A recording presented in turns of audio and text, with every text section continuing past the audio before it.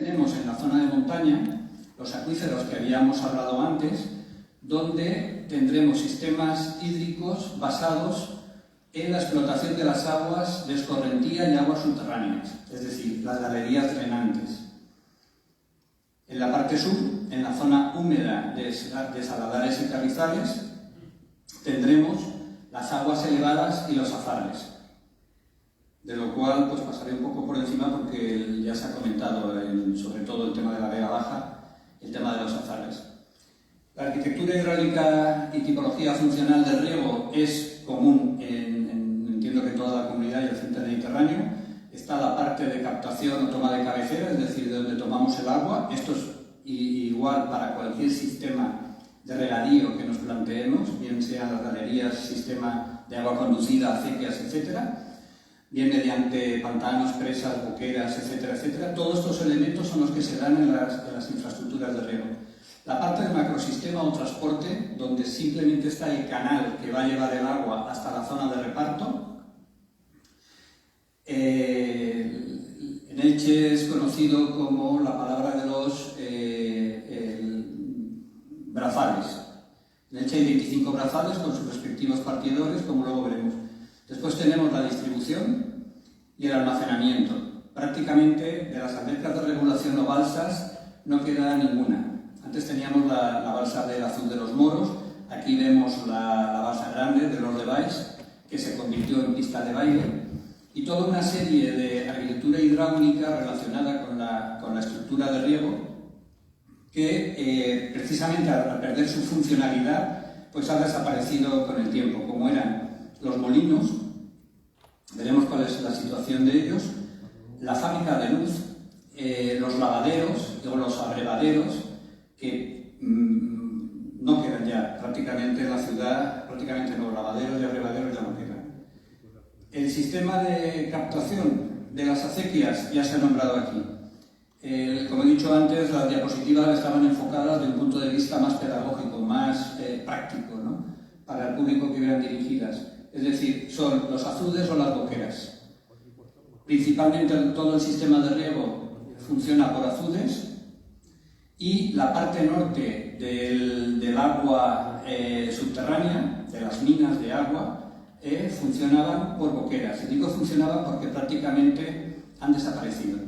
Las boqueras tomaban el agua de las minas, no en este caso del río, regaban por terrazas. Las terrazas también son elementos patrimoniales que ayudaban a contener esa escorrentía y esa degradación del suelo. Prácticamente las terrazas de cultivo han desaparecido en la parte norte. Ahí vemos la foto aérea. Esta parte se corresponde con la del pantano, la de la mina de la Piñolenca, etc. Cómo el agua, la mina está por aquí arriba, y cómo el agua va saliendo por las boqueras y va regando toda una serie de terrazas donde estaban los cultivos, en este caso sobre todo almendros y olivos. La situación actual de las terrazas, como digo, se ha deteriorado, y eso provoca que cuando hay efectos de riada, de lluvias torrenciales, pues no hay nada que frene el agua y se provocan los problemas que estamos teniendo. Para identificar territorialmente esos elementos y ver la cantidad de elementos patrimoniales que constituyen este patrimonio hidráulico, en cada uno de los barrancos encontramos un total de unos 20 azudes, de los cuales prácticamente hay una gran mayoría, no llegará al 50%, que están prácticamente destrozados, abandonados. No os los voy a mencionar todos porque los podéis ver identificados aquí. En el barranco de Barbacena tenemos 2, en los Arcos tenemos 4, etc. Me centraré en el Vinalopó porque aquí es donde encontramos, este es el casco urbano, tenemos los cuatro barrancos y el río Vinalopó. La presa del pantano, la toma de la acequia mayor, en el azul de las tablas, y la toma de Marchena, la acequia de Marchena. Estas se dividirán, la mayor en 25 brazales y la de Marchena en 4. Y después al sur tenemos los azarbes del derramador, que son el de los moros, el de la argamasa y el de los comunes, identificados con el 5, 6 y 7. Estas son imágenes de los distintos azudes del derramador, de los cuales solamente queda en funcionamiento el azud de los moros. Es este que vemos aquí. Se asfaltó y está en un estado bastante deteriorado. El azud de los comunes desapareció ya como tal y forma parte, se ha transformado en un camino. Y este es el azud de la argamasa, uno de los más emblemáticos, que hay referencias en testamentos sobre alrededor del 1300. Tiene una composición de fábrica de cantos rodados, se supone que estaría chapado y pudiera ser de origen romano. No lo he dicho antes, pero una de las características que tienen todos estos elementos patrimoniales, todos en su conjunto, es que ninguno se ha realizado ningún tipo de estudio arqueológico que nos permita determinar o datar la antigüedad o el origen de estos elementos. El azud de la argamasa, comentábamos en Muchamiel que tiene esta crestería arriba, que pudiera haber hecho las funciones de los canets, de los azudes, de allí que era para frenar el empuje de las aguas y frenar la velocidad de las aguas. Estas son imágenes, supongo que se verán bien, del azud de Bernia, en el barranco de San Antón. Esta en noviembre del 2020. Bueno, este azud por la parte superior se realizó un camino, con lo cual como azud ya no funciona, y en noviembre del 2020 toda la parte de este lateral se desprendió. Este es su estado original, la presa circular, porque no se ha encontrado la boquera de salida del agua del barranco del Grifo. Son azudes pequeños porque los cauces de los barrancos secos, de los ríos secos que tenemos en Elche, son pequeños. Pero había muchos para aprovechar y ir dividiendo esas aguas torrenciales en distintas partes, porciones, que fueran derivando las aguas. Como elementos singulares y dentro de esos azudes tenemos los restos de esta presa romana, decía presa romana o posible presa romana, Rafael Ramos, que como digo tampoco llegó a estudiarse arqueológicamente, está en la cañada del Puntal del Búho y luego veremos la importancia y la relación que pudiera tener con la acequia mayor. Como elemento más significativo, la raza nueva, que esto es la toma de Marchena, luego veremos los molinos que tiene, el del Céntima arriba y el de la Rambla abajo, y Marchena toma el agua por aquí, cae el agua hacia abajo y a partir de la Rafa empieza la acequia de Marchena, que es la derivación de la acequia mayor del agua a los moros a la otra vertiente del río. Los cristianos cuando vencen a los moros en la Reconquista se queda en la parte de los huertos más productivos de los moros y ellos los relegan al otro lado del río. La raza vieja y, como he dicho antes, la estructura de agua conducida básicamente está constituida por la acequia mayor y la acequia de Marchena, con sus respectivos brazales. Esto es una documentación gráfica de planos antiguos. Hay unos juegos bastante interesantes sobre esa distribución de las aguas. Aquí tenemos la Vila Murada, el pantano de Elche y cómo este canal de distribución a partir de este punto, del partidor de Aguinella, es cuando empieza a distribuir las aguas. El mismo procedimiento sigue la acequia de Marchena cuando desde la toma empieza a derivar con sus nuevos brazales a la huerta del lateral derecho. Las aguas conducidas o aguas vivas, no voy a insistir sobre este tema porque es lo mismo que ya se ha comentado.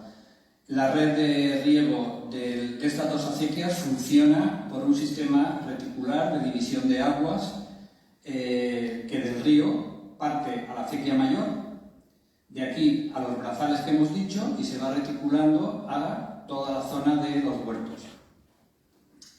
En Elche no hay acequias menores, son los brazales. Y los partidores que derivan el agua de la mayor a cada uno de los brazales solo están en la acequia mayor.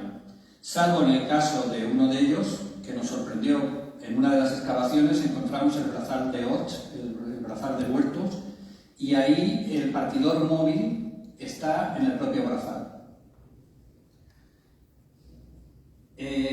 Bien, la hipótesis de trazado, y digo hipótesis porque hay distintas discusiones sobre el origen, cómo se fue desarrollando esa red de riego. La acequia mayor empieza a evolucionar y sus brazales poco a poco a lo largo del tiempo. Lleva más de 10 siglos evolucionando y transformando el territorio. Tenemos la colada del Puntal del Búho como referencia aquí arriba, vemos el pantano, el casco de Elche, la vila murada, la ciudad islámica sería esa manchita roja y la parte de abajo la Alcudia. Bien, este es el trazado de la acequia mayor desde su toma en el azul de las tablas hasta el último partidor. Digo hipótesis, como comentaba, porque encontramos un sistema de riego por abanico en estos últimos brazales que entiendo, y bueno, y con eso coincidimos algunos autores, sería el riego inicial que portaría el agua a la zona del campo en época romana. De hecho, estos brazales, aquí tenemos la Alcudia, coincide con una toponimia latina. Encontramos el brazal de Aladia, el Franc, Alausa, Alborrocat, Abay y Palombar, mientras que el resto de brazales mantienen una toponimia árabe. Aquí he grafiado en línea recta la hipótesis que plantea Vicente González en su tesis sobre la posibilidad de que el canal, lo que sería la caja de la acequia mayor, canal romano inicialmente, saliera de la propia vila a, la vila no existiría en esa época evidentemente, en dirección a la Alcudia. No hay testimonio de ello. Sí que es cierto que ha aparecido ahora recientemente, hace unos años, en pleno centro de Elche, los baños árabes, que no se tenía constancia de ello, con lo cual, de alguna manera, pues el trazado de la acequia que entraba a la yud del Alcázar, pudiera tener continuidad hasta la Alcudia. En época posterior, sería el desarrollo de los brazales en espina de pez o en peine, que como veis va derivando al resto, va creciendo progresivamente, aumentando la superficie de los huertos. Estas teorías tienen sentido porque incluso en fechas recientes, la acequia mayor que va paralela al río, pegada justo al borde de la Rambla tiene un efecto ladera, unos desprendimientos considerables, y la acequia ha ido alejándose progresivamente del cauce del río por desprendimientos. De esta evolución de trazados aparecerá Marchena, prácticamente después de la Reconquista, aparecerá la toma de Marchena y la caja principal de la acequia con sus respectivos brazales. A continuación,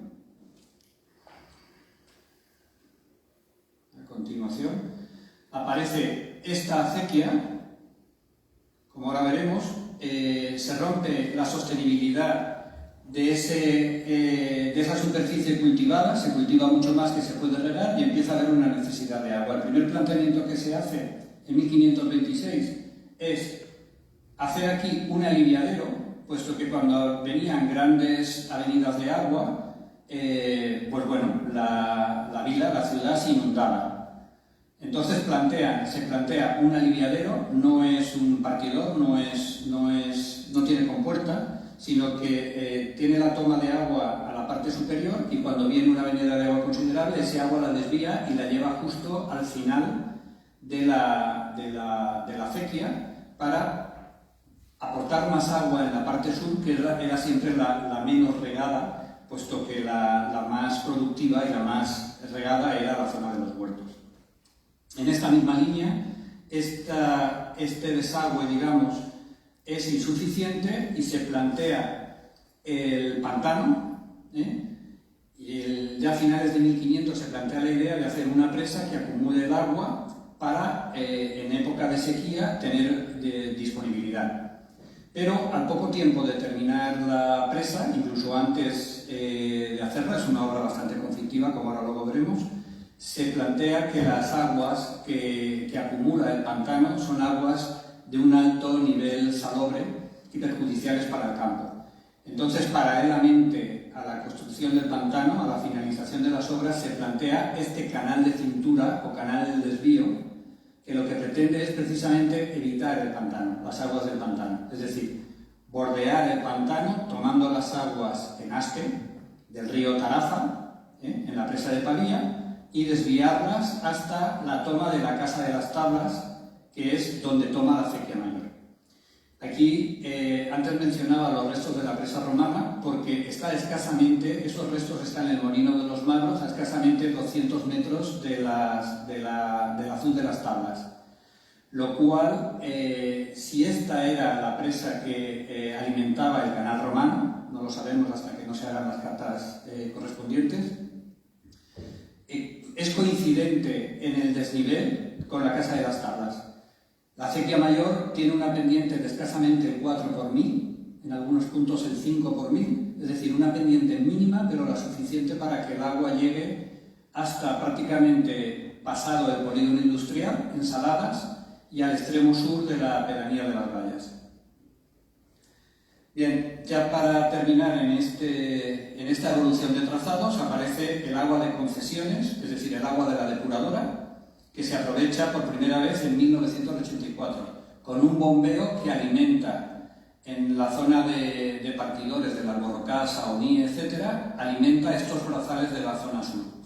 Y está en proyecto el bombear ese agua de depuradora, agua depurada, para pinchar la acequia mayor en la zona de Albinella, en la parte superior, para de aquí mezclarla con el agua salada y regar los huertos. Bien, estos son la descripción de los brazales, tanto de Marchena como de la Mayor. Y bueno, y esta es la zona de riego. Como veis, volvemos a repetir la zona de la Vila Murada. Este anillo de huertos, que es el que ha tenido el reconocimiento de la UNESCO, este anillo que rodeaba la ciudad, prácticamente era más de 5 veces la superficie de la propia ciudad, y como aquí tenemos el brazal de Carrey, esto es el polígono industrial, esto es Torrellano, y el brazal de Cuñera, que llega prácticamente no, hasta el mismo término de Santa Pola. Esta era la superficie de regadío inicialmente de la acequia, y conforme se va rompiendo esa sostenibilidad, la superficie de regadío aumenta, los tipos de cultivo cambian, necesitan más agua, hace falta más captación de agua y se va ampliando la zona. En un principio a esta parte de aquí y después a prácticamente toda la parte sureste del término municipal. El agua de concesiones se reparte entre el 33% que va a Marchena, 45% a la Mayor y 22% al Azul de los Moros, que sigue en funcionamiento. Este agua de concesiones para los huertos de palmeras todavía no ha sido utilizada, puesto que el bombeo llega solamente hasta aquí, hasta la parte sur, y los huertos están en la parte de arriba. Esto es durante todo el recorrido me remito ahora a esa ficha del catálogo donde en 4 líneas describía la acequia mayor, todo el recorrido de la acequia en la parte de la cabecera. Este es el Azul de las Tablas, la Casa de las Tablas. Bueno, por la documentación gráfica y esos planos históricos del siglo XVIII, aquí vemos la construcción de la Casa de las Tablas, que no era simplemente un puesto de vigilancia allí, sino que tenía una construcción fija donde había una persona que se encargaría del control de esas aguas. El Molino de los Magros, la zona de los Chopos ilicitanos, etcétera, etcétera. Y así vamos haciendo todo el recorrido. En la acequia mayor, los elementos principales que la constituyen es la propia caja. La caja encontramos distintas tipologías constructivas, excavadas en roca, de fábrica, de sillería, y la que más llama la atención es precisamente la que está pegada a las laderas, cuya caja es una cesta de mimbre, es decir, son las raíces de los chopos ilicitanos, igualmente protegidos y únicos en la península y en Europa, son los únicos que existen, están en Elche, son estos chopos cuyas raíces van creando un entramado de raíces que lo que hace es precisamente eso, que cuando se puede producir un desprendimiento de la ladera, eso aguanta la caja y evita que la acequia se desprenda. Desgraciadamente, los chopos están en declive, cada vez van desapareciendo más, y eso hace que la propia caja de la acequia se vaya deteriorando. Problemas que tiene la caja, como también se ha comentado, es que en un patrimonio hidráulico no se quiere ver el agua. Entubamos, falseamos el agua para enterrarla, para soterrarla. Aquí vemos cómo se transforma la acequia tradicional. Esta foto es, creo que más significativa, porque encima es el brazal de Asney que pasa por la Universidad Miguel Hernández y se ha convertido en esta especie de rocalla que atraviesa un campo de golf. Esta es la parte de la caja de la acequia mayor, entubada, y este sería el plano UNESCO de la zona buffer de protección de los huertos de palmeras y todo su entramado de acequias que riega los huertos. Esa distribución de acequias, aquí en un plano esquemático, esta es la red de acequias que está soterrada y esto es realmente lo que se ve en la realidad. Es decir, solamente nos queda este tramo de la acequia mayor en la parte del parque municipal hacia arriba. Todo lo demás está soterrado bajo tierra. Y bueno, y ahora tiene la característica de nivel de protección como Vic. Bien, los partidores. El partidor de pico móvil, no voy a extenderme porque esto es en Elche hay dos singularidades, que es el partidor de pico móvil como elemento único, y digo único porque no se da en otro sitio, que es esta pieza que pivota sobre el maimó, sobre esta cuña de piedra, tiene la pieza esta del arpón, que lleva unas perforaciones que se guardan en la comunidad de regantes de la acequia, en sus estuches, los moldes, los patrones de estos arpones, puesto que cada orificio de este arpón es el que da la cabida de agua, el volumen de agua que se ha comprado previamente en la subasta. Es decir, una única persona, con cambiar el arpón y abrir, girar esto a la posición que le corresponde al agujero que sea, está dando una cabida perfecta. Esto lo estudia el arquitecto Francesc Berde en 1666, hace los estudios matemáticos de cada uno de los partidores y se sorprende de la exactitud de esos volúmenes que se corresponden con las medidas de cada partidor y cada arpón. Como elemento también significativo es las doblas o abellón. En Elche habían 12 doblas, que son tomas de agua, orificios en la acequia, a una cota baja de la caja, que de unos 3 centímetros, correspondiente a una dobla de oro, que era un privilegio de riego que tenían pues, determinadas élites de la sociedad, incluida la iglesia, personajes nobles, etcétera, etcétera. Era una dotación de agua continua que tenía ese privilegio. Estas redes, estas arterias de estas doblas en caja de piedra atravesaban la ciudad para dar servicio a esos huertos particulares. Nuestro buen amigo el arquitecto Gaspar Jaén, en la rehabilitación que se hace del Molino Real, tiene a bien el mantener una dobla testimonial de cómo funcionaba esta parte de la caja cantimplora o albumilla que recogía el agua y de aquí iba al huerto correspondiente. Ahora es testimonial porque el agua sale y vuelve otra vez a la acequia. Bien, fotografías del estado de los partidores. La verdad es que no sé cómo voy de tiempo. Es un problema generalizado que estos partidores han dejado de ser funcionales, están al borde de la carretera, ya han habido algunos accidentes porque más de un vehículo ha ido contra ellos. La propia comunidad ha tomado esta solución un tanto drástica de poner una rejilla de protección superior. Y bueno, aquí nos vuelve a aparecer este elemento como, insisto, uno de los que más en peligro están y más significativos, que es el cono de la toma de Marchena. Este cono solamente lo he encontrado en toda la franja mediterránea, en toda la península, en la zona de Níjar, de Almería, que hay algo parecido en los molinos de Huebro, Tiene una altura, el Elche, de más o menos unos 20 metros, 18-20 metros de altura. Aquí llega el agua, baja, como hemos dicho, a la Rambla, daba servicio al molino superior, que era el molino del Céntim, y abajo al de la Rambla. Este cono pues está en una situación bastante deteriorada y bueno, y supongo que en un momento dado, mirad qué fisura hay aquí arriba, el día que se desprenda difícilmente se volverá a recuperar. Insisto, por sus dimensiones es único en la península, por lo menos yo no he encontrado otro similar. La acequia, además, dentro de esa simplicidad de la ficha, como decía antes, tiene una serie de acueductos, de muros de contenciones, que no voy a entrar a ello, porque veo que el tiempo ya nos apremia, tanto en los brazales como en la propia caja mayor. Elementos significativos también de aprovechamiento del agua paralelo al del riego, los molinos.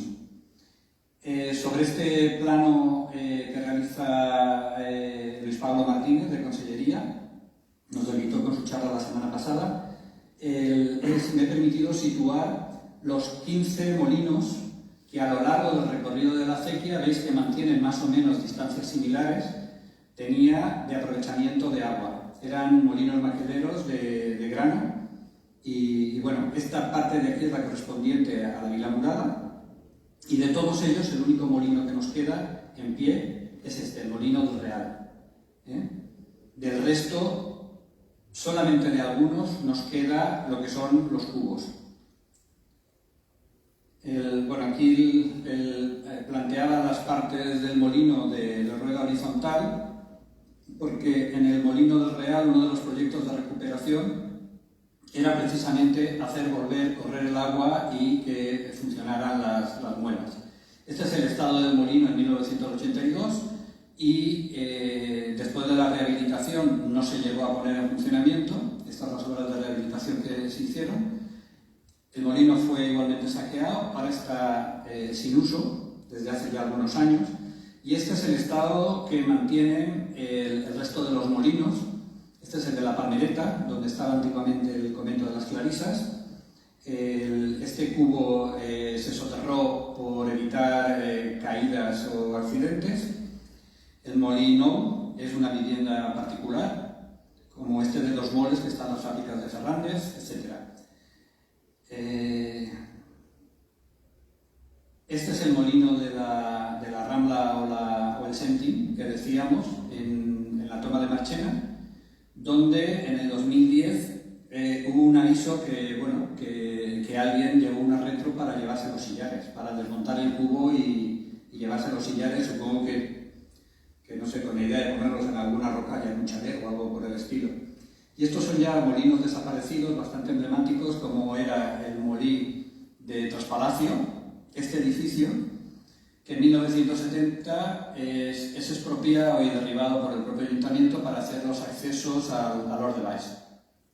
Aquí hubo también la fábrica de hielo, estaba el lavadero y el molino de la Veta al lado de la torre de Resemblanc, donde se mantiene solamente el cubo y el tornillo sin fin de alimentación de grano.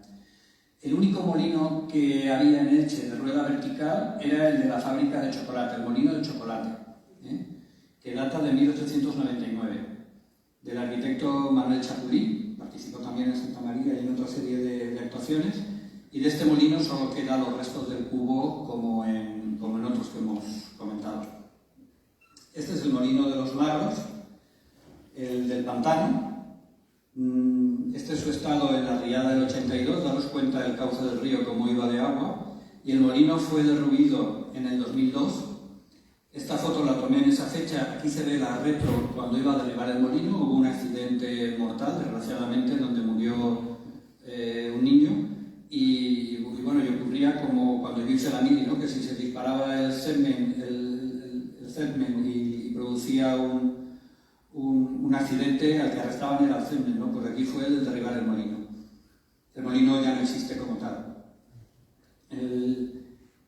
A partir del siglo XIV al XVII tenemos un problema de necesidad de agua, se ha comentado antes, y se empiezan a plantear, Elche necesita más agua, la superficie de cultivo se ha extendido y la acequia mayor no es suficiente para alimentar ese agua.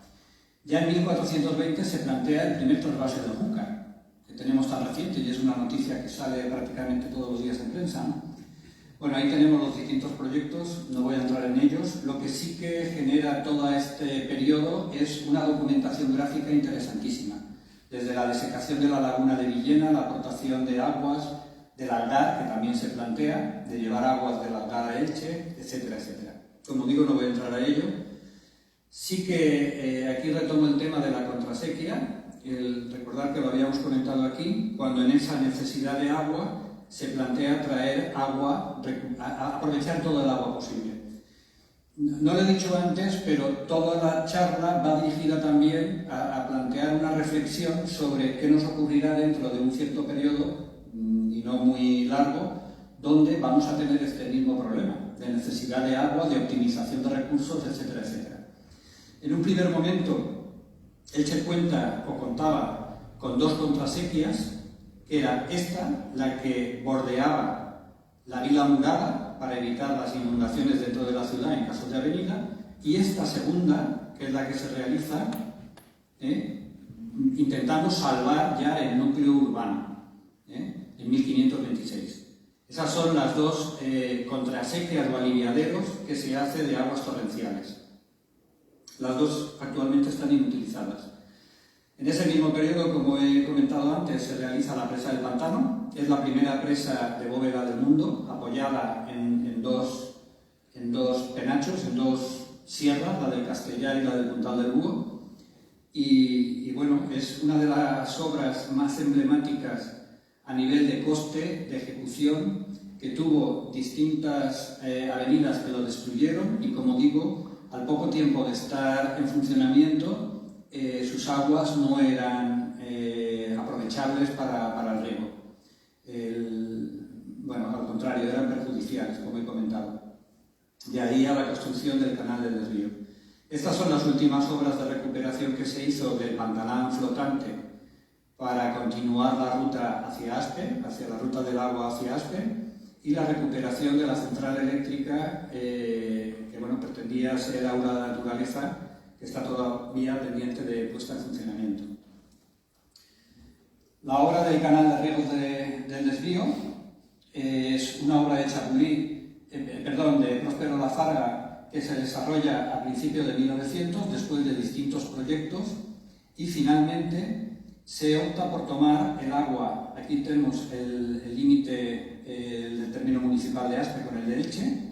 Toma el agua de la presa de Pavía y la conduce mediante acueductos y túneles hasta pasada la presa del Pantano, para volver a alimentar la acequia mayor. Su único sentido era precisamente evitar el pantano. Y como veis, es una obra de aproximadamente 4 kilómetros, con un sistema de acueductos de sillería y de casi 2 kilómetros de túnel excavados en roca. Fue una obra bastante importante, tanto económicamente como a nivel de ingeniería. Estos son distintas tomas del trazado, todos los puentes que cruzan, todo el recorrido, no voy a entrar en ellos. El problema que estamos teniendo ahora, que esos túneles están habiendo desprendimientos, con lo cual el canal del desvío está inutilizado. Como decía, desde 2012, lo que ha provocado que esa aportación de aguas más dulces del Tarafa pues se abandonara y siguiéramos regando de las aguas del pie del molino. El canal del desvío llegaba hasta esta arqueta que impulsaba el agua, dejaba caer el agua a la fábrica de luz. Esta es la que se rehabilitó, la primera fábrica de luz en Elche. Bueno, el estado evidentemente del canal está bastante deteriorado y al paso que va pues es una obra ingente económicamente y técnicamente, que no sé si seremos capaces de llegar a recuperarla. Hoy en día, y con la ley que he comentado antes, aprobada el año pasado, es BIC, es bien de interés cultural y habrá que tomar las medidas de protección correspondientes. No sé si seguís ahí abajo, ¿no? Bien, como decía antes, en la Revolución Verde musulmana, la parte, digamos, estrella de la zona de cultivo y de producción agrícola era el cono aluvial de la zona del Vinalopó, alrededor de la Vila Murada. Estos puntos marcan los distintos asentamientos asentamientos históricos del poblado de Elche a lo largo del tiempo, desde el Castellar hasta la Alcudia. Esto es lo que conocemos, pero también, y hay testimonios escritos de esa época de bereberes del norte africano, especializados en el tema de la obtención y aprovechamiento del agua mediante los canals.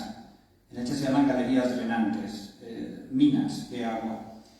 Y esas minas de agua lo que provocaron, y llama la atención cuando paseas por la sierra de Elche, toda la parte montañosa del norte del término, encuentras una serie de valles productivos, que están en plena producción agrícola, y dices, ¿cómo es posible que en un secarral, como es toda la parte del pantano, hayan esos enclaves de vegetación y de producción agrícola tan potentes, ¿no? Y es precisamente porque cada uno de esos rincones se corresponde con una mina de agua. No voy a entrar en eso, creo que lo conocemos todo ya, los orígenes, el funcionamiento de la mina de agua, del pozo madre, de la galería que por filtración sale el agua con una mínima caída a un sistema de acequia externa que la conduce a una balsa y de la balsa a ese riego de ese rincón. En Elche le llamamos los rincones, esos valles productivos. Bien, de aquí introducía esta diapositiva porque es algo que hace tiempo dentro del proyecto Estepa de la Universidad de Valencia, estamos hablando del 2003-2006, se censaron y se estudiaron todas las galerías drenantes desde el norte de la comunidad hasta Almería. Y me llamaba la atención porque en la zona de Elche, Aspe y esta parte de aquí no existían las galerías drenantes. Tenemos alrededor de unas 15 solo en el término municipal. Entonces, claro, el desconocimiento de la existencia de esas minas es lo que propiciaba, si tú no sabes ni que existen, pues te propicia hacer otro tipo de actuaciones en esa zona porque desconoces que ahí abajo hay una producción de agua. Las minas de agua en Elche siempre han estado ligadas a la piedra, a la cantera. Elche ha producido mucha piedra, desde las murallas de la Alcudia, todo el salamiento del cementerio, Santa María, el Palacio, etcétera, etcétera. Esas canteras, estas son las de Santa María, esas canteras para el corte de la piedra con la sierra de hilo, necesitaban agua para refrigerar ese corte. Y ese agua en pleno centro, en plena sierra del pantano, ese agua procedía de las minas de agua. Aquí, por ejemplo, tenemos la cantera vieja, es esta de aquí, es una preciosidad en tamaño y por el estado que tiene la piedra, y justo en el barranco que hay al lado de ella tenemos la mina del Escocel, donde encontramos las lumbreras, los tubos de ventilación de respiración de la mina, la bocamina, la entrada a la mina o salida del agua, por ese canal tallado en piedra, con sus pozos de decantación, areneros, que llegan hasta la balsa. Y de la balsa se produce ya el riego del rincón. Estos son ejemplos de las bocaminas, de las distintas minas, del Escocel, de Ripoll, de Barrenas, de la mina de Candela, del Romero, etcétera, etcétera. Bueno, estas son las galerías. Son excavaciones en roca. Elche, el agua del 18, de las que nos hablará esta tarde nuestro amigo Gonzalo, el agua que bebíamos era de la mina de Barrenas, que está en Aspe, y esta de aquí, esta es la misma. Está seca y esta está en producción. Por capilaridad el agua sale por el mundo y va canalizada. El agua que producen estas minas, bueno, aquí la podéis ver, en la mina del Pino, la zona del Pino. Es transparente, fresca. Esos son las lumbreras, esos conductos de ventilación, las canalizaciones que conducen hasta las balsas y de las balsas el riego.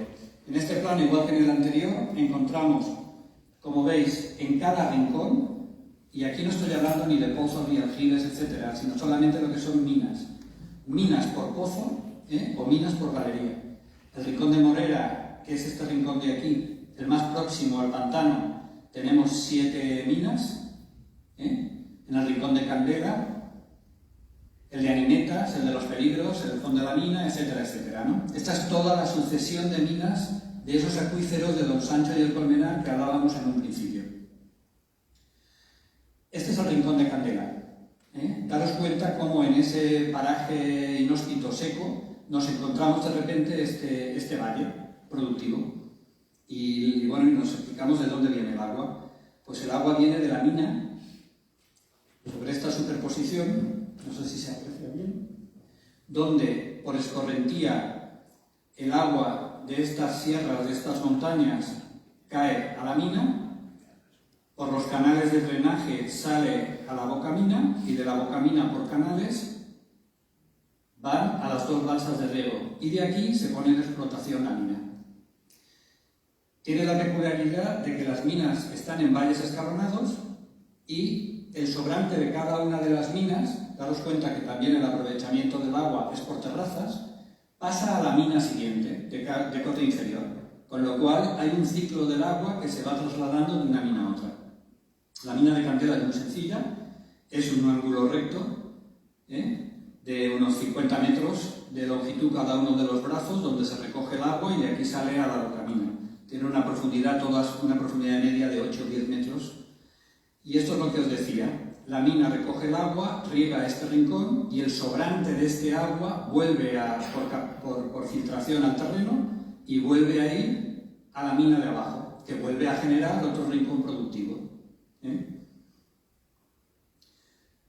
Problema, el Rincón de Candela ya no existe como tal. Este rincón, quiero pensar que nadie sabía que ahí había una mina, cosa que cuestiono, pero no sé. ¿Qué ocurre? Que estos valles se han convertido en espacios propicios para hacer vertederos. Son huecos, valles en el terreno, idóneos para acumular la basura. Del Rincón de Candela hemos pasado al vertedero de Candela. No cuestiono si es necesaria la mina o si es necesario el vertedero, eso será otra cuestión, que no es objeto de... El problema es no conocer que ahí había una mina para hacer este tipo de infraestructuras.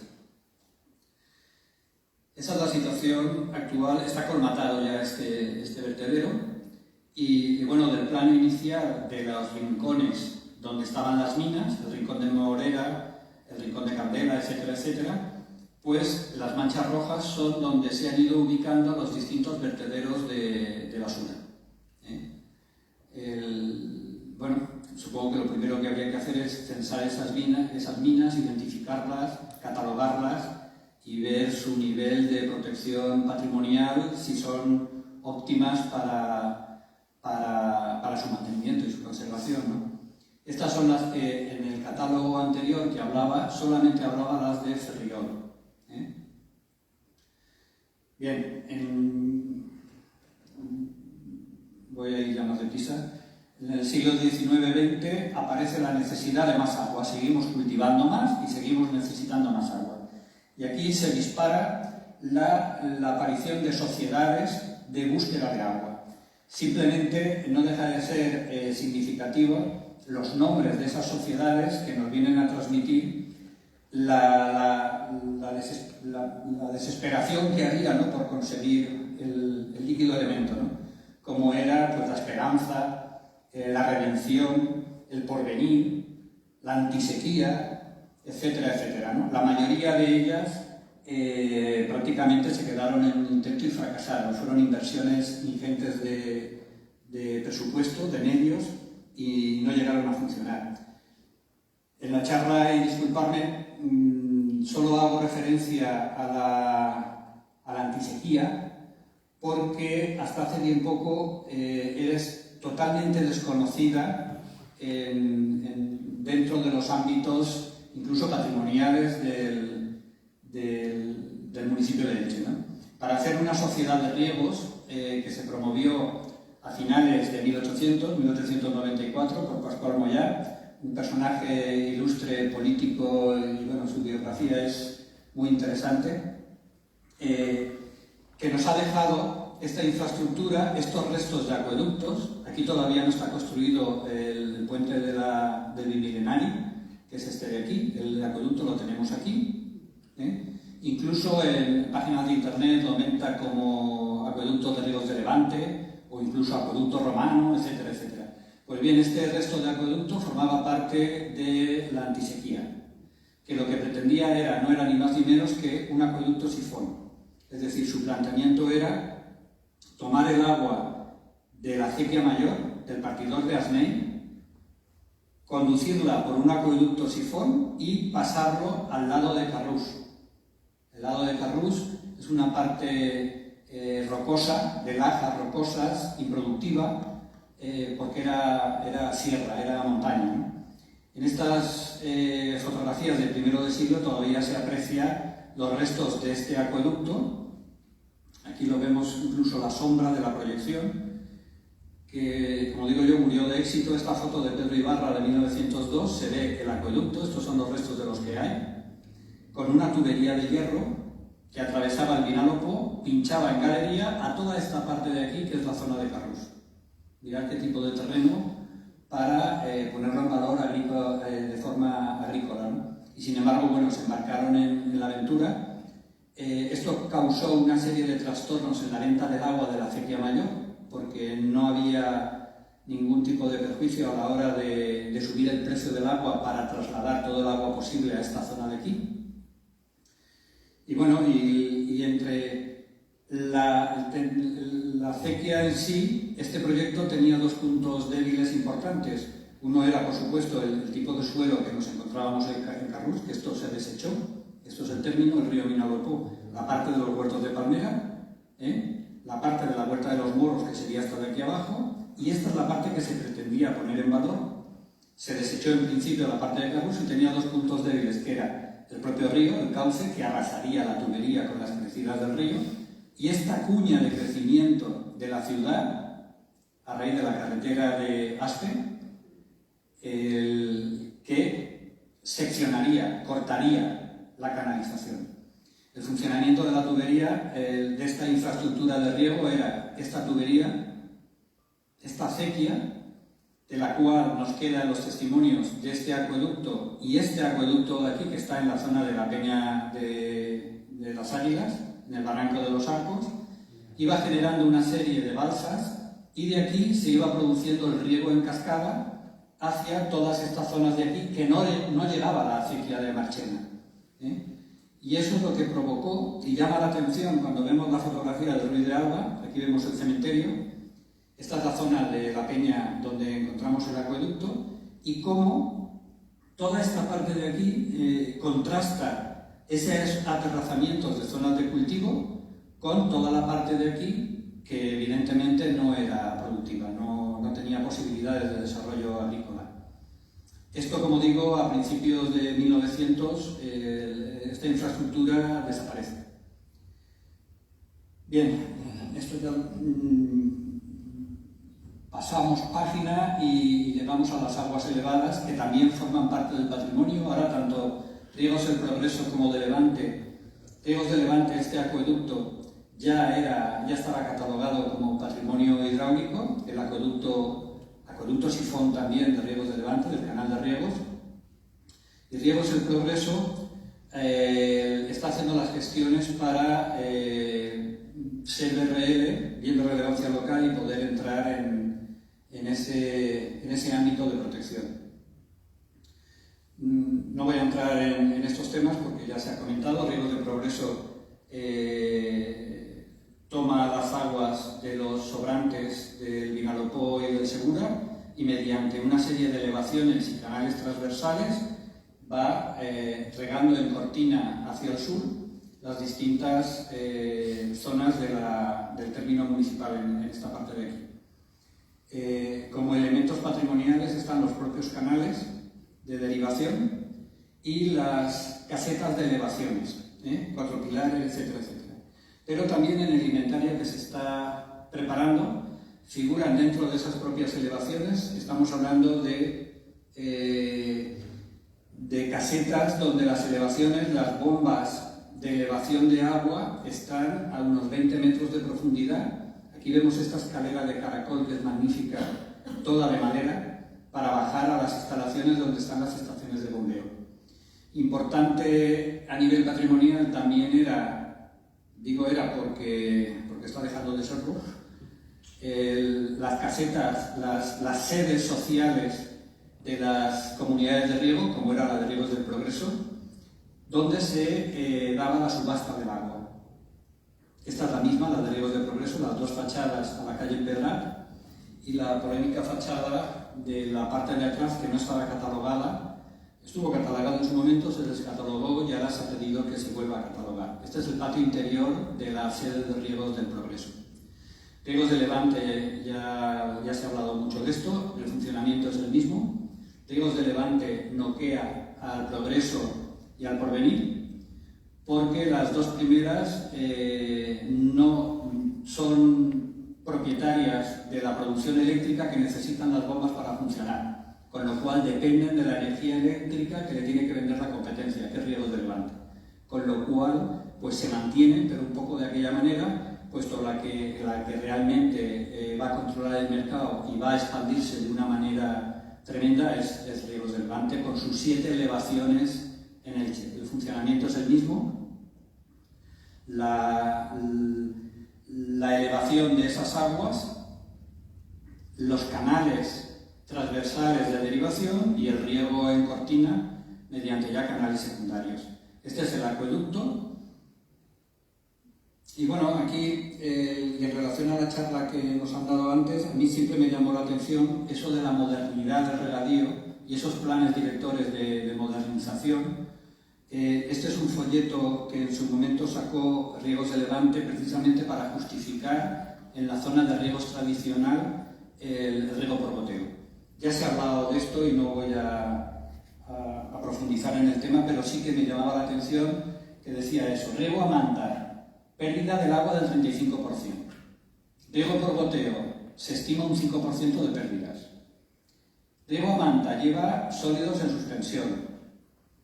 Riego por goteo, agua filtrada, etcétera, etcétera, etcétera, ¿no? Entonces, sistema de riego milenario utilizado por los romanos y árabes, sistema de riego propio del siglo XXI gestionado por ordenadores.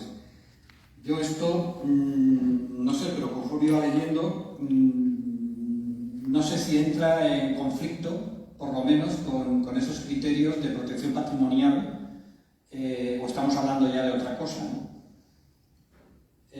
Bien, el tema de los arenamientos, esto ya lo explicó Gregorio perfectamente y hoy también, cómo volvemos a reutilizar el agua y de aquí la importancia del riego a manta, que además la palmera, por su sistema reticular, necesita el riego a manta.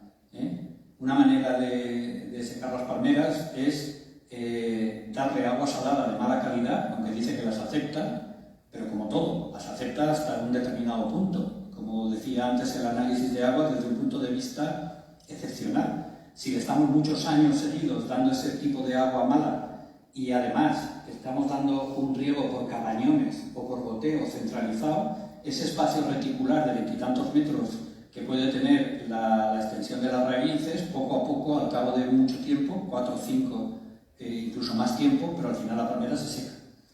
Esto es el sistema inverso que ya se ha planteado. En Elche no se devuelve la parte de los azarres, el agua al río, porque ya estamos en la parte de la desembocadura, pero que sí se producen esas elevaciones donde se vuelve a reutilizar el agua mediante el Progreso, el Porvenir y Levante. De los carrizales ya se ha hablado, que también forma parte de ese patrimonio hidráulico que tiene la ciudad, con todos esos azarres, bien de desagüe o bien de riego. Si bien nos llamaba la atención cómo en los azarres de desagüe se está procediendo a su hormigonado. Antes se ha comentado. Con lo cual, ¿qué estamos haciendo? Si el desagüe se produce por filtración del suelo y esto a su vez genera un ecosistema particular, determinado, si lo que hacemos es hormigonarlo, lo que estamos evitando es que haya esa filtración de aguas a esos desagües, ¿no? Entonces, ojo con eso, porque si del desconocimiento del funcionamiento de este sistema de aguas durmientes no lo tenemos claro y lo que provocamos es un sistema de hormigonado, de compactación, de impermeabilización de esos canales, pues estamos haciendo un flaco favor. Ya para terminar, el sistema de Azarbes provocó con el tema de las vías fundaciones la creación de todo el poblado de San Francisco de Asís, el grupo sindical de colonización número 15, del cual solo quedan estos restos de lo que era su ermita, su iglesia, muy potentes. Hoy en día es particular y bueno, el deterioro es progresivo cada año.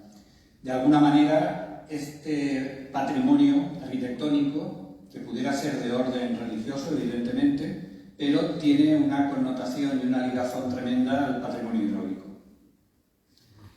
Las conclusiones están claras, como se dijo la semana pasada, esto está mal. Y amén de todas estas listado de conclusiones que pudieran ser más o menos comunes a todos los sistemas de riego, destacar dos cuestiones. Primera, incluso esta mañana se ha hablado de regantes, pero no sé por qué se tiene miedo a hablar de agricultores. Es decir, el principal factor que puede hacer que las infraestructuras de riego funcionen y sean operativas es el agricultor, es el campo. Se le llama regantes, se le llama gentes y no sé por qué no se le llama agricultores.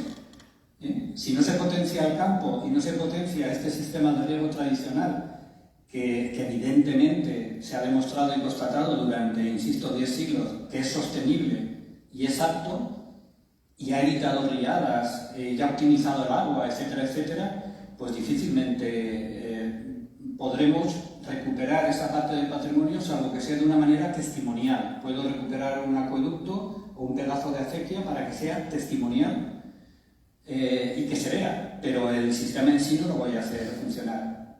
Y estoy convencido que más pronto que tarde echaremos en falta esos sistemas de protección de cauces y de optimización de agua. Termino con eso. No se aprecia el valor del agua hasta que se seca el pozo, según decía el proverbio. Disculpar por el tiempo consumido. Gracias.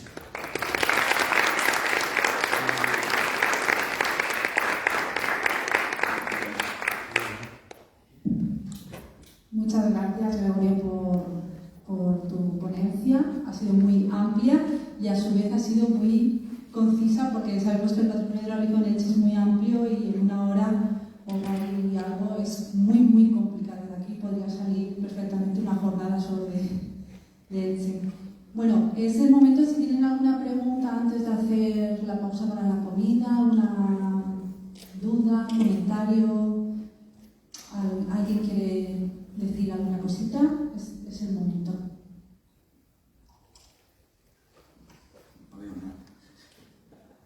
Si tienes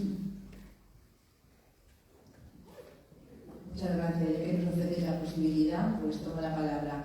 Agradecer a los dos ponentes de esta segunda sesión la magnífica exposición y la claridad con la que nos han mostrado el riquísimo patrimonio que tenemos en nuestra zona.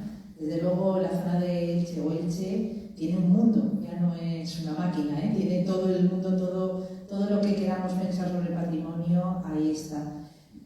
De verdad que enhorabuena y mi felicitación. Y luego además es que voy a decir una cosa, el hecho de escuchar a los técnicos pues un poco tranquiliza a los que no lo somos, porque te ves un poco, bueno, ves el reconocimiento o ves que el trabajo desde distintos sectores converge en un mismo punto, y eso es gratificante y tranquilizador, porque de otra manera parece que estamos trabajando sin saber a quién va a llegar o si le va a llegar a alguien. Y luego, respecto a lo que comentaba Gregorio Alemán al final, efectivamente el miedo a utilizar el término agricultura o agricultores en esos planes de modernización, cuando se habla de apoyo social y reconocimiento social, es que parece que prima el término urbanismo y urbanización respecto al término ruralismo y ruralización, que tiene un carácter peyorativo. Y bueno, el hecho de que destaque esa falta de sensibilidad desde el punto de vista conceptual, pues me parece también muy interesante y que nos invita a todos a la reflexión. Muchas gracias. ¿Alguna pregunta más? Bueno, en primer lugar, dar enhorabuena a toda la jornada, que está siendo increíble. Y, bueno, en primer lugar, soy de Elche y, desde luego, el patrimonio hidráulico ilicitano siempre ha sido una cosa que me ha atraído mucho y me ha encantado la ponencia que he podido escuchar hoy. Porque trasladar ese patrimonio con una carga tan larga, ¿no?, histórica, bueno, pues enhorabuena, de verdad. Y bueno, como ahora desarrollo mi trabajo en un ayuntamiento como es el de San Joan, con un patrimonio hidráulico muy sensible, como decían en la jornada de la pasada semana, un patrimonio difícil de apreciar a veces. Bueno, me gustaría saber estos cursos que se han hecho de Elche, que por compañeras que tengo allí en el ayuntamiento sé que se han realizado y que ha participado bastante gente. ¿De qué manera calan en la plantilla, digamos, a nivel técnica? Sobre todo cuando hablamos de estos asuntos cuesta bastante trasladar, porque los que venimos de un ámbito cultural hacia la parte técnica del ayuntamiento, la parte de urbanismo, me estoy refiriendo, planeamiento, los que desarrollan, digamos, esos planes de desarrollo y de crecimiento de las poblaciones. ¿Cómo cala este tipo de mensaje, ¿no?, de protección y de conocimiento del patrimonio hidráulico? Bueno, en el caso de Elche llevábamos ya 5 años, creo que eran 5 o 6 años, y como digo, surgió porque la mayoría, en Elche estamos hablando de aproximadamente unos 2.000 funcionarios, y recuerdo que en aquel entonces, vamos, fue una iniciativa de la sección de patrimonio que me toca a mí, y bueno, era significativo porque hubo un parte de policía que decía que habían destrozado uno de los partidores móviles como pieza única. Nos llamaron los inspectores y la policía diciendo que estaban en el sitio que habían dicho, pero que allí no había nada, que había un pedazo de hierro con agujeros y una madera. Dice, pero el partidor no vemos ninguno. Claro, dice, pues el partidor. Es un patrimonio difícil porque estamos hablando de acequias de tierra, estamos hablando de elementos de madera y hierro, etcétera, ¿no? Que no es un mármol blanco de Carrara en una fachada determinada, ¿no? Entonces, la gente, si no tiene conocimiento de eso, difícilmente lo va a apreciar y valorar, ¿no? En el caso concreto, y por lo que me dices, a raíz de ahí se planteó el realizar esas jornadas, esos cursos dentro del plan formativo del ayuntamiento, que generalmente se traducía en cursos de Excel, de Word, de no sé qué, y se dijo, y también siguiendo directrices de UNESCO, de hacer patrimonio local, incluso trasladarlo a los institutos, sobre todo los sitios UNESCO, para que la gente tuviera conocimiento de qué es el palmeral como patrimonio histórico, como patrimonio UNESCO, porque bueno, puedes salir a la calle y preguntar y no sabrán decirte exactamente qué es el palmeral, ¿no? como bien, ¿no? Y bueno, y a partir de ahí se hizo esa serie de cursos, que parte de ellos estaba el arqueológico, estaba el patrimonio hidráulico, la evolución de la ciudad, patrimonio natural, etcétera, y tuvo una aceptación tremenda. Es decir, el curso, que en principio iba dirigido a técnicos de urbanismo y a policía, pues se extendió al resto de funcionarios, y la aceptación era en grupos de 30 a 40 personas. Cada año estaba completo, incluso se recibía más gente que se apuntaba, y tuvo un éxito tremendo. Sorpresivamente, este último año se eliminó del plan de formación porque se entendió que no era necesario el conocimiento del patrimonio local para el trabajo que realizaban los funcionarios, y se ha eliminado del plan de formación. Ahora estamos en ello, lo comentábamos antes, para transmitirlo, para llevarlo por mediación del CECIE a los centros educativos, porque uno de los problemas que tiene aquí, y en la última diapositiva, dentro de esas conclusiones, era la falta de identificación social.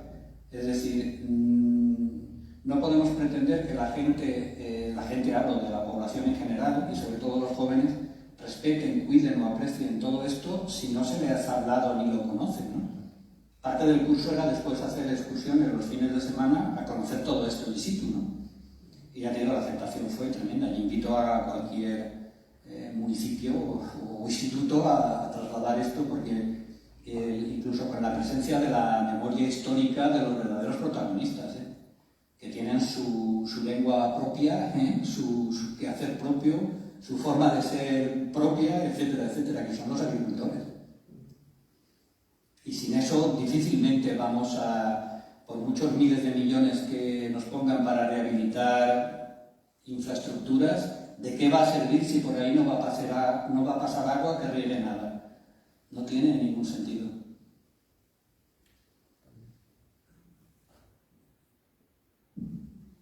¿Alguna pregunta más?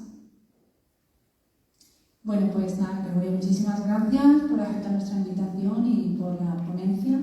Hacemos ya la pausa de la comida, que ya seguro que la barriga ya empieza a rugir. Y nada, nos vemos en vez de a las 4:30, si es posible un poquito antes, porque luego la visita que hacemos guiada es de unas 2 horas para que no se nos haga de noche y no queremos que eso suceda y se pueda ver todo el patrimonio hidráulico de aquí de Aspe. Así que sobre las 4:15, si es posible, para comenzar un pelín antes, para poder irnos con la mayor luz posible, ¿vale? Muchas gracias.